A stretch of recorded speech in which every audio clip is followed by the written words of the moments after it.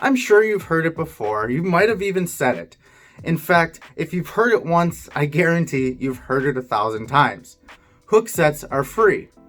Well, yeah, hook sets are free, but if you break off a $12 lure because it's snagged to a stump, well, that's not a free lure. Today we're going to talk about how you can tell the difference between a stump and a fish so that you don't lose your lure and you also don't miss that fish.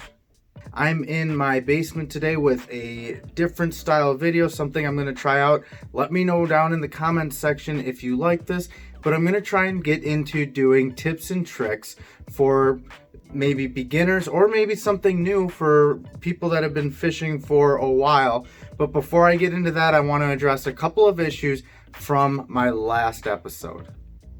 So first of all, some of you commented on the long beard and the shaggy hair. I did give up. I finally gave myself a haircut. Had some help from my wife, and I cleaned up my beard a little bit too. So I'm a little more presentable, a little more aerodynamic, and definitely feeling more like my regular self. And if you guys saw my last video, you know that in addition to catching a fish, I also found 2 golf balls. And even though golf balls and fishing really don't have much to do with each other, we're going to do just a random golf ball giveaway. I don't golf, I don't need these golf balls for anything, but maybe you do.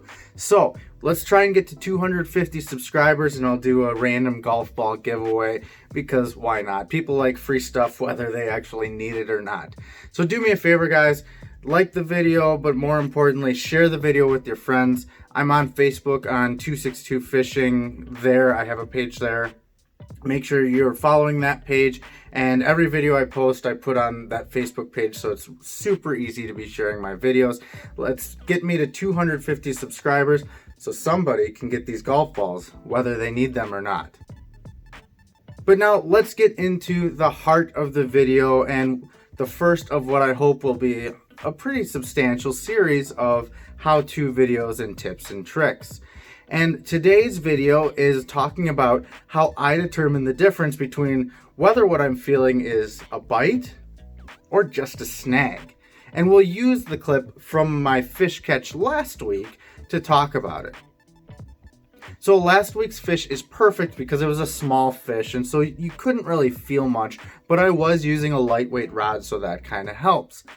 Now, I was fishing extremely slow, and as you can see, what I do is I just sort of flip the reel a little bit so that it reels in the slack, and then I let it sit. In fact, I actually take my hand off the reel, put it in my pocket, and I play with the keys in my pocket or something along those lines to force myself to slow down. Now you can kind of see it in this video clip, just a slight little tap, almost just a tick of the tip of the rod. And as soon as I felt that, what I generally do is I just completely stop. I keep a little bit of tension on the line, and you can see I'm reaching for my reel, but I'm not looking at my reel. I'm looking directly at my line. Now, if the line isn't doing anything, I'm not feeling any head shakes or anything like that, it's probably a snag. But in this case, I'm looking at the line and I could see that the line is moving ever so slightly to the side. I wasn't feeling any head shakes. And when I say head shakes, I mean kind of differences in the amount of tension, even if I'm just holding still. But I saw the line move just a little bit off to the side, and that's how I knew it was a fish. A stump isn't going to do that. A rock isn't going to do that, but a fish will. That's a fish. So this is not the end all and be all. There are certainly other ways that you can determine whether what you're hooked on is a living, breathing fish or if it's a dead rock or something like that.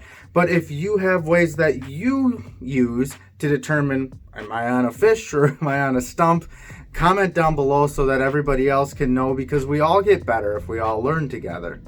And of course, make sure you're subscribed if you're not already to 262 Fishing, and follow me on Facebook, Instagram, Twitter, all the different social media platforms.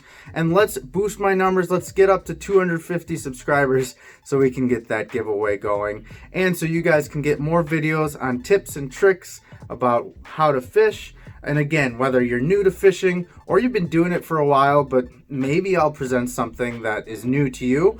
And if I don't, maybe you can share something with me that would be new for me.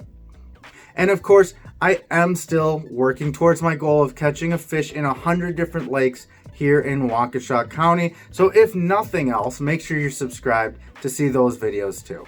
But most importantly, folks, remember, it doesn't matter if you go around the world or go around the corner, just as long as you go fishing. Thanks for watching, guys, and I'll see you out on the water.